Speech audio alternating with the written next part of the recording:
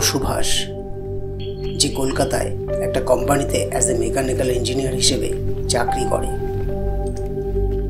হোলির ছুটিতে সে তার নিজের গ্রামে এসেছিল বেড়াতে, কিন্তু এখন ছুটি শেষ হয়ে গেছে, তাই সে শহরেই ফিরে যাচ্ছে। ও বাস স্ট্যান্ডে বসে নিজের বাসের জন্য অপেক্ষা করছিল।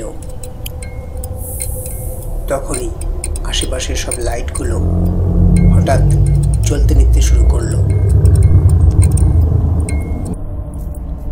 এটা দেখে সুভাষ সামান্য হলো চমকে গেল।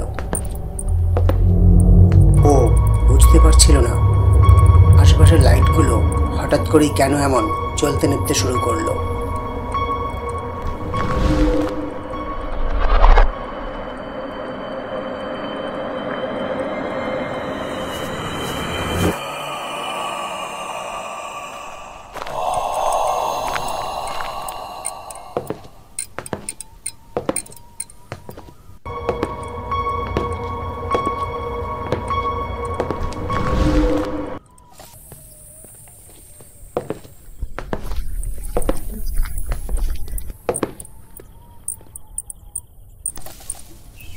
কিছু তো আজব আছে, নাহলে লাইটগুলো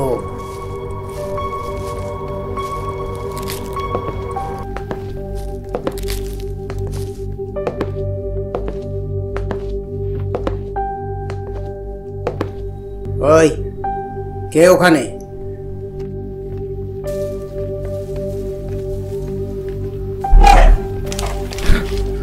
হঠাৎ করে একটা কুকুর দেখে সুভাষ বেশ ভালোই ঘাবড়ে যায়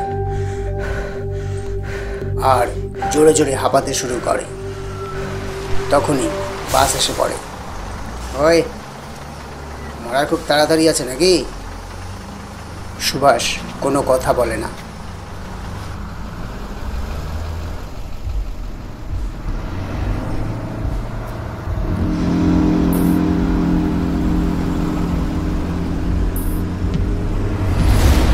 সুভাষের সাথেই একটু আগে যা হলো তা সুভাষ বলতে চেষ্টা করছিল।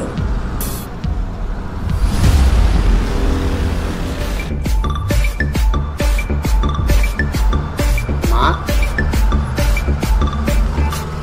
হ্যাঁ মা বলো। হ্যাঁ হ্যাঁ তোমার কথা শুনতে পাচ্ছি। এই তো বাসে উঠলাম। বলো।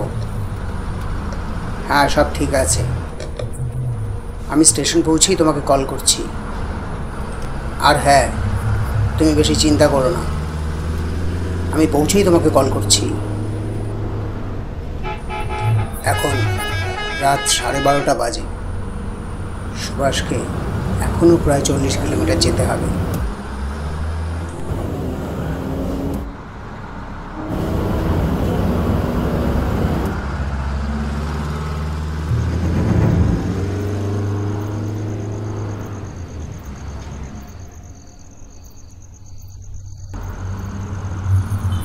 সারাদিন খাটাখাটনির জন্য সুভাষ বাসে উঠেই ঘুমিয়ে পড়ে।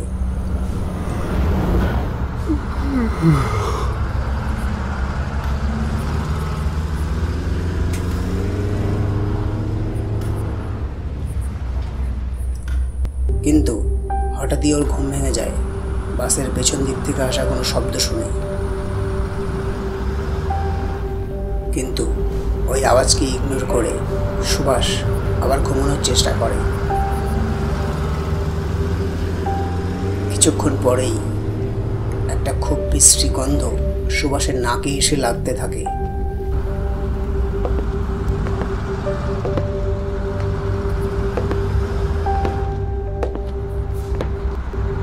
সুভাষ নিজের সিট থেকে উঠে দেখে একটা আজব লোক পেছনের দিকে সিটে বসে রয়েছে।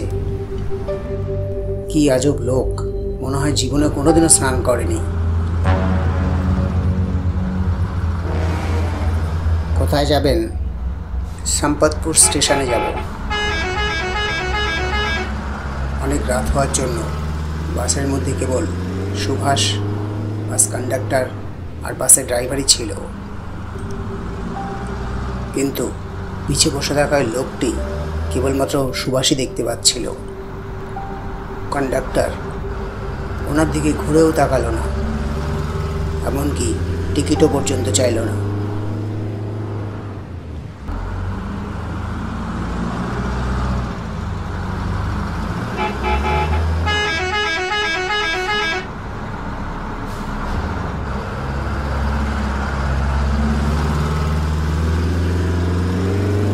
পেছনের দিক থেকে আসা শব্দের জ্বালায় সুভাষ কানে ইয়ারফোন গুঁজে নিল।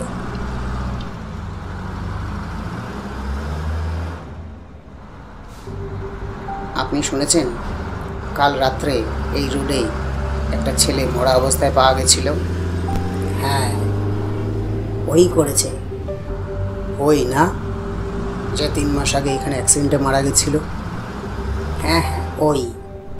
অনেক লোকে ওকে দেখেছে।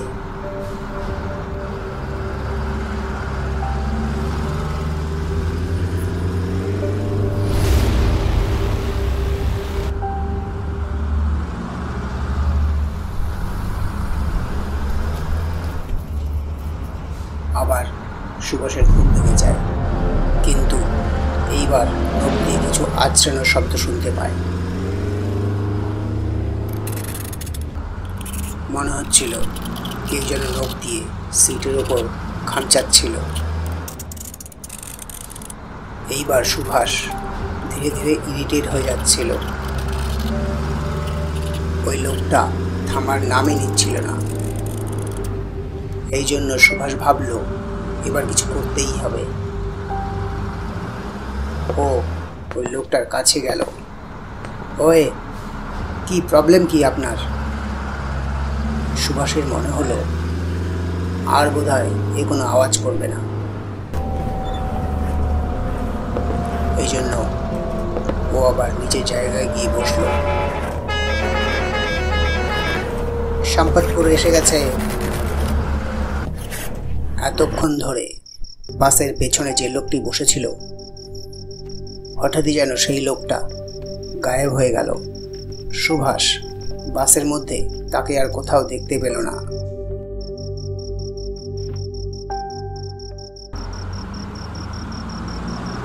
আজব ঘটনা, ওই লোকটা তো সারাক্ষণ আমার পেছনেই বসেছিল, হঠাৎ করে কোথায় গেল? আমি তো ওনাকে নামতেও দেখিনি। আমি যখন শুয়ে পড়েছিলাম হয়তো তখনই নেমে গেছে। স্টেশনে যাবার রাস্তা মনে হয় এই দিকেই হবে। হ্যাঁ হ্যাঁ, এই দিকেই। সুভাষ স্টেশনের দিকে পা বাড়ায়।